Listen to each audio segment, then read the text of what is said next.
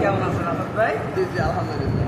কি আজকে কি ঢাকায় মানে ব্যবসায়িক কাজে নাকি কাজে? আমি গতকাল এসেছিলাম নামাজ পড়ার জন্য, আপনাদের জন্য নামাজ পড়তে এসেছিলাম। গতকাল এসেছিলাম। কেমন আছেন? বাসায় চলেন আলহামদুলিল্লাহ। না বাসায় চলেন নাকি সমস্যা? বাসায় চলেন, কাছেই বসা হুজুর একটু